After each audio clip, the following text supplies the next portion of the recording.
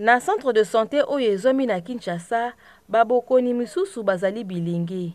Ndakisa ya Neli oyo azali na mobu koleka tuku mibale. Ye azali kolakisa bilembo ya moto oyo azali kobela bokono ya moto esali mwa mikolo. Akoki te kosiporte liwa ya koko na ye aseli kokufa ya mobali esali poso moko. Mokolo ngo balobi alelaki makasi azolela koko ne po koko ne azalaki soki salaire ye aolongola mwa musuni ya bien apesi ye. Bon, pour le moment, azomona rien, en tout cas, raisonnable koko na ye. Journée mobimba ko lo baté après abandi ko sala mwa ba désordre na ndako. Mais moi amélioration ezali po kolobo azakolo bana ndako na awa moi différence ezali. Mosika te na chambre oyo elandi tokutani na Carole oyo azali elenge mwasi ya mobu tuku misato na mitano pe abala te kasi ezali koloba ete azali na mobu tuku motoba pe na bana misato yango ezali kolakisa ete moto esili koningana. Carole akosi l'hôpital mbala misato na sanza minei kasi ye azali kondima te ete azali kobela. 60 kele. Na bana misato. Ozo vivre bango nde neto na vandi boy to neto vana baninga wala o comprendre on a comprendre mais ozo vivre bango te ngaka na mbeti vu oyeba makamba vina ngande Ute ekelama na 2005 centre ya Hortensia la eyambi déjà 100 000 bokono ya moto koloba ete ba maladi minei na mokolo mbilinga ezali makasi na lolenge na bango ya kokanisa oye wuti na incohérence na kanda tope na mobulu mingi penza na koboya konzima ete bazali kobela yango penza ezali kopesa pasi na baminganga. Parce que vous avez affaire à quelqu'un qui a perdu pratiquement la raison et qu'il faut ramener sur la ligne de tout le monde.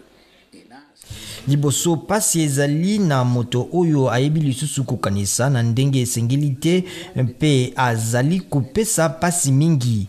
Talatina bokomona mingi ete consultation ya malade ya moto eumelaka. Traitement na yango ezali na ba étude mibale. Tozali nanu na volet oyo etali ba kisi oyo bakopesa na ba psychotrope pour na traitement psychologique. Na volet oyo etali psychothérapie comportementale bakotia mokoni na groupe ya batu esika ya mayele ezali. Pour un individu, on peut faire une psychothérapie du groupe où l'individu est inséré et là, il faut certaines connaissances là-dedans. Bokono ya moto ekoki kohuta na hérédité to pe na nzela ya libota na environnement esika ya kofanda to pe na makambo mosusu ya ndenge na ndenge. Kasi na nzela ya psychothérapie yango ezali kosala ete ba maladi mosusu bakoka kobika. Ndakisa ezwami na Aimé ye asili kobika kasi aye awa kaka pona contrôle. J'ai fini avec le produit il y a quelques mois passés. Na silisi traitement et sali mwa basanza kasi na zali kukuba na ba rendez-vous tango mosusu lelo ezali ya suka. Ça serait les derniers aujourd'hui.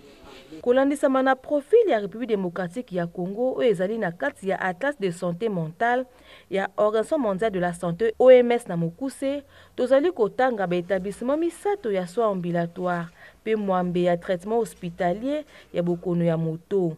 Moto bakati ya mwambe ezali na l'hôpital ya bokono ya moto pe mibale kati na bango ezali ya ba division psychiatrique ya bopito généraux. Pona o etali internement na hôpital etali moto kolandisama na OMS kaka 0,4 mbeto nde ezali disponible pona 100 000 bato na kati ya République démocratique ya Congo. Yet Mavinga pona VOA Afrique.